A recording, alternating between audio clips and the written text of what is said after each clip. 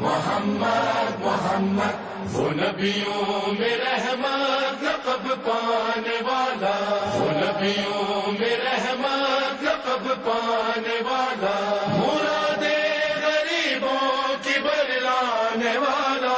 मोहम्मद मोहम्मद मोहम्मद मोहम्मद है एहसान तेरा के आया।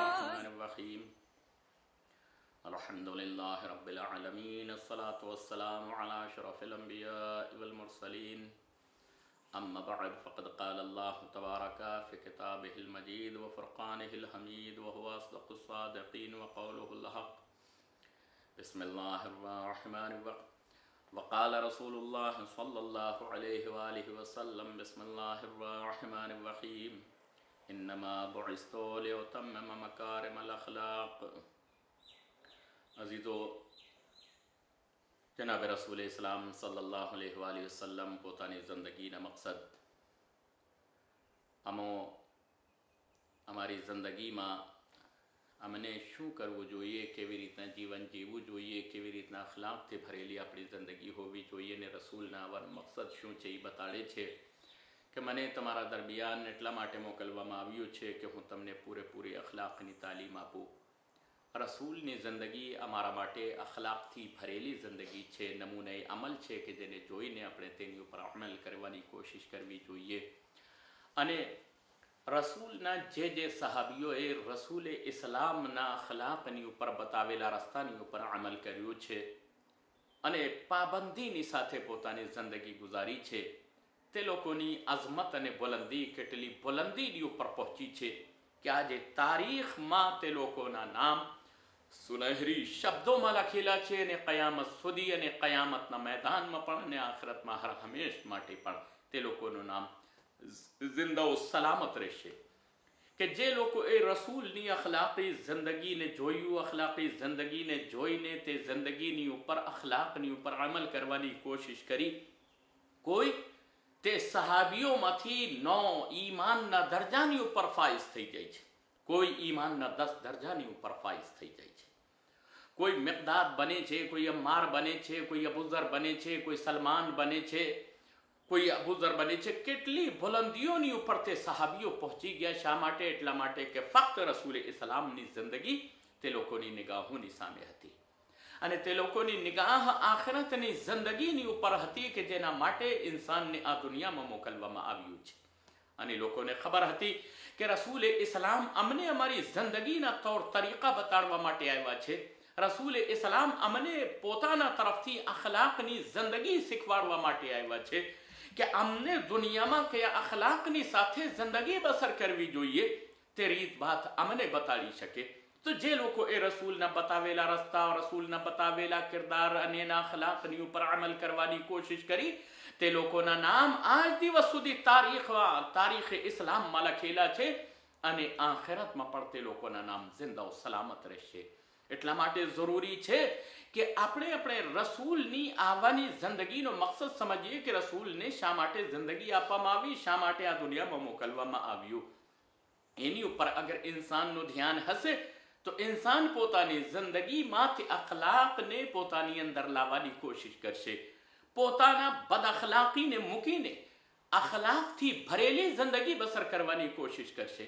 રસૂલ ઇસ્લામે એક કદમની ઉપર, એક શ્વાસની ઉપર ઇન્સાનોને જીવન જીવવાનું, અખલાક વર્તવાનું ઇન્સાનને હુકમ કર્યું કે તમને કેવી રીતના તમારી જિંદગી બસર કરવાની છે।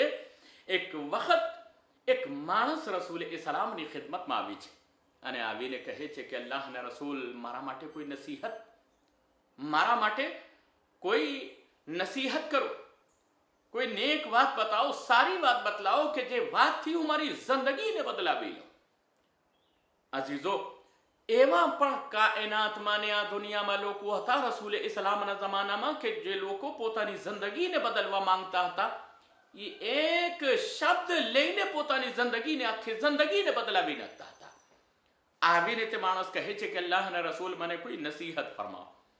રસૂલ ઇસ્લામ સાંભળે છે કે રસૂલની જિંદગીના મકસદ અખલાક હતો કે ઇન્સાન સુધી એની જિંદગીનો મકસદ અખલાક પહોંચી જાય કે કેવી રીતના કયા અખલાકની સાથે જિંદગી બસર કરવાની છે। તો રસૂલ તે માણસથી, તે શખ્સથી કહે છે ઇઝહબ વલા તગઝબ, કે તું જાઓ, ચાલ્યો જા, વલા તગઝબ, અને કોઈ દિવસ ગુસ્સા ન કરજે, ગૈઝો ગઝબમાં ન આવજે. તે માણસ સાંભળે છે. અઝાને મોહતરમ, આપણને એમ લાગે છે કે અડધી કલાકની તકરીર કરી હશે રસૂલે સલામે, કે 1 કલાક સુધી સમજાવ્યું હશે, નસીહત કરી હશે, સારી વાતો બતાડી હશે. આવનાર ફક્ત એટલું સવાલ કરે છે કે મને નસીહત કરો. રસૂલે સલામ કહે છે ઇઝહબ વલા તગઝબ, કે તું ચાલ્યો જા ને ગુસ્સા ન કરજે. હવે इंसान ने समझવું જોઈએ કે કેટલા વર્ષોથી આખી જિંદગીમાં इंसान કોશિશ કરતો હોય છે, આખો કુરાનની તિલાવત કરી લેતા હોય છે, દર વર્ષે આખા કુરાન ખત્મ કરી લેતા હોય છે, 1-1 કલાકની દરરોજ મજલિસો સાંભળી લેતા હોય છે, અને મજલિસો સાંભળીને इंसानના કિરદારમાં, इंसानના અખલાકમાં કંઈ ફેર નથી દેખાતો. શા માટે? કે इंसान તે જે વસ્તુ સાંભળી રહ્યા છે, કે જે વસ્તુને વાંચી રહ્યા છે, તેની ઉપર અમલ કરવાની નિયત નથી. અગર इंसानને પોતાને બદલવાની કોશિશ હોય અને તે સામે જે વસ્તુને વાંચી રહ્યા છે કે સાંભળી રહ્યા છે, આ વાતની કોશિશ હોય કે તે વસ્તુને સાંભળીને ને જોઈને ને વાંચીને મારી જિંદગીમાં કઈ તબદીલી લઈ આવું, તો इंसान એક ફકરાથી આખી જિંદગીને બદલાવી નાખે છે. અને નથી બદલતી તો આખી જિંદગી કુરાન પડતો રહે છે, આખી જિંદગી મજલિસો સાંભળતા રહે છે, તકરીરો સાંભળતો હોય છે, કોઈ એક જર્રા બરાબર એનામાં ફેર નથી પડતો. શા માટે નથી પડતો? એટલા માટે કે અમલ કરવાની નિયતથી इंसान નથી સાંભળતો, પોતાને બદલવાની કોઈ નિયત નથી એના પાસે, ઈરાદો નથી. એટલા માટે इंसानની ઉપર તે વસ્તુઓ અસરકારક નથી થતી. આવનાર કહે છે કે મને નસીહત આપો. રસૂલ કહે છે ઇઝહબ વલા તગઝબ, કે તું ચાલ્યો જા અને ગુસ્સા ન કરજે. એટલું સાંભળે છે, પોતાની માટે કહે છે મારી જિંદગીની માટે તમારી આ નસીહત કાફી છે. આજે इंसानને આખો કુરાન કાફી નથી પડતો, આખી સીરતે રસૂલ જોવે છે ને સાંભળે છે, પૂરી નથી પડતી. શા માટે? અલ્લાહના રસૂલ તો આવ્યા હતા એટલા માટે કે અમને અખલાકની તાલીમ આપે, તો પણ અમે બદ અખલાક છે, તો પણ અમારામાં અખલાક નથી. શા માટે? કે જેટલી અખલાકની વાતો અમે સાંભળીએ છીએ તેની ઉપર અમલ કોઈ દિવસ નથી કરતા, ફક્ત વાહ કરી લઈએ છીએ અને ખુશ થઈ જતા હોઈએ છીએ, પોતાની જિંદગીમાં તેને અમલમાં નથી લઈ આવતા. ઓલો માણસ કહે છે તમારી આ નસીહત મારી જિંદગીની માટે કાફી છે, એટલું સાંભળીને ચાલ્યા જાય છે. પણ એ કબીલાનો, પોતાના કબીલાનો, જંગલમાં જે કબીલો રહેતો હતો એનો સરદાર હતો. જ્યારે પોતાના કબીલામાં સહરામાં પહોંચે છે, તે જંગલમાં પહોંચે છે, તો જોવે છે કે વાના હાલાત બહુ નાસાજગાર થઈ ગયા છે, એટલે ખતરનાક થઈ ગયા છે.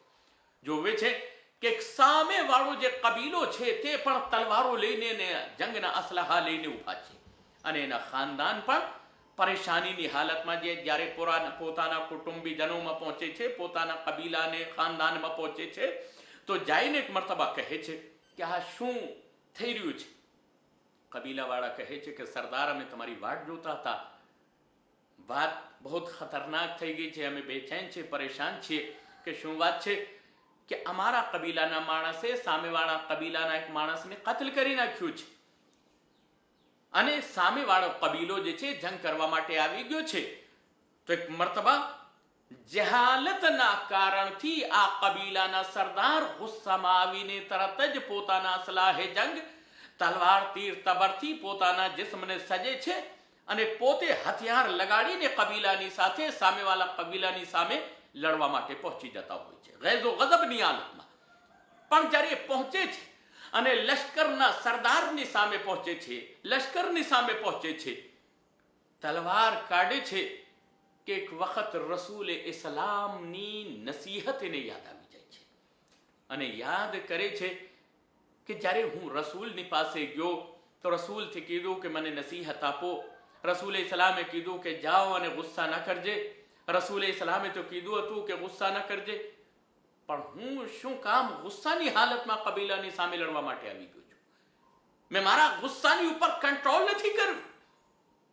તો એક મરતબા એ રસૂલની નસીહતને યાદ કરે છે, અને યાદ કરીને પોતાના અસલાહા કાઢી નાખે છે, તલવાર ફેંકી દેતા હોય છે, ઝીરાને ખુદ કાઢી નાખતા હોય છે, સાદા લિબાસમાં લશ્કરની સામે, સરદારની સામે પહોંચે છે, અને સરદારથી મુલાકાત કરવાની ખ્વાહિશ કરે છે કે તમારા સરદારથી હું મુલાકાત કરવા માંગુ છું.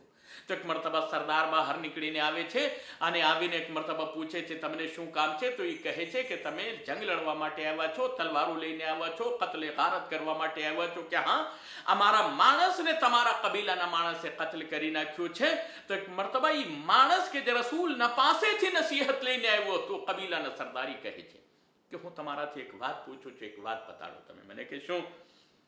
કે જો તમે તલવાર ચલાવીને મારા કબીલાને કત્લ કરી નાખશો, કે આપસમાં એકબીજા કબીલા બાંધશે ને ઝઘડા કરશે ને જંગ કરશે, તો જે માણસ તમારા કબીલાનું, તમારો કુટુંબનું મરી ગયું છે, શું તે જીવતો થઈ શકે છે? તો એ માણસ કહે છે કે ના, જીવતો તો નથી થઈ શકતો.